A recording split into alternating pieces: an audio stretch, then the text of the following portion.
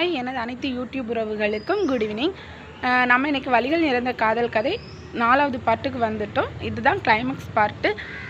இடையில கொஞ்ச நாள் இந்த வீடியோ கண்டினியூவாக போட முடியலை, அதனால் மன்னிச்சிக்கோங்க.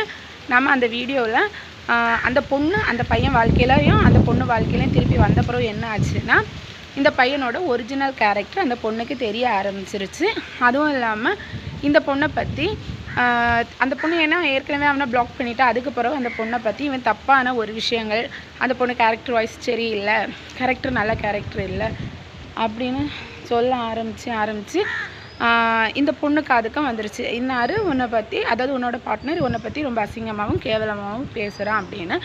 அதுக்கப்புறம் அந்த பொண்ணு சரி இருக்கட்டும் அப்படின்னு அவகிட்ட சொன்னவங்கக்கிட்ட சொல்லிவிட்டு அந்த கம்பெனியிலேருந்து நின்றுருச்சு.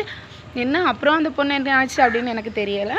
ஆனால் இந்த பையன் என்னென்னா பெரிய ப்ளே பாயாக இருந்திருக்கான். அது அந்த பொண்ணு கண்டுபிடிச்சிருச்சு. நிறைய லேடிஸ் கூடலாம் பழக்க வழக்கங்கள், ஆன்டிஸ் கூடலாம் பழக்க வழக்கங்கள்லாம் நிறையவே இருந்திருக்கு. இந்த பொண்ணை நல்லாவே ஏமாற்றிட்டான்.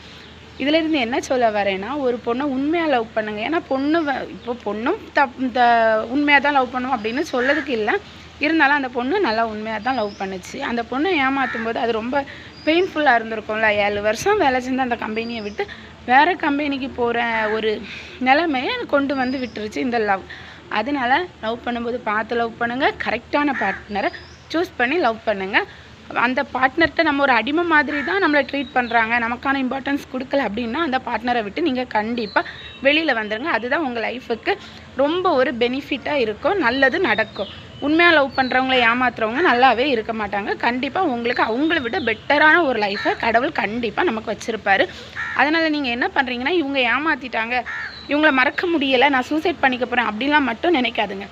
ஏன்னா இவங்கள விட பெட்டராக நம்மளை மாற்றிக்க இன்னொருத்தரை கடவுள் தருவார். இல்லை அந்த லைஃப்பை விட்டு நமக்கு வேற ஒரு லைஃப் தரும்போது நம்ம அதை ஏற்றுக்கிறதுக்கு நம்ம மைண்ட் செட் மட்டுமே இருந்தால் போதும்.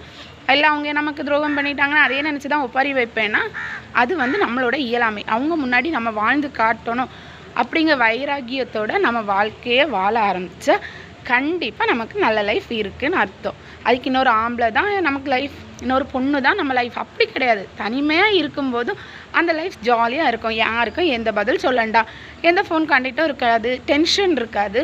நல்லா ஃப்ரீயாக பீஸ்ஃபுல்லாக நம்ம லைஃப் ரன் ஆகும். பிடிச்சிருந்தா லைக் பண்ணுங்கள், சப்ஸ்கிரைப் பண்ணிக்கோங்க. நம்ம கிளைமேக்ஸ் முடிஞ்சு போச்சு. இனி அடுத்த லவ் ஸ்டோரியில் நம்ம மீட் பண்ணுவோம். தேங்க்ஸ் ஃபார் வாட்சிங். நன்றி.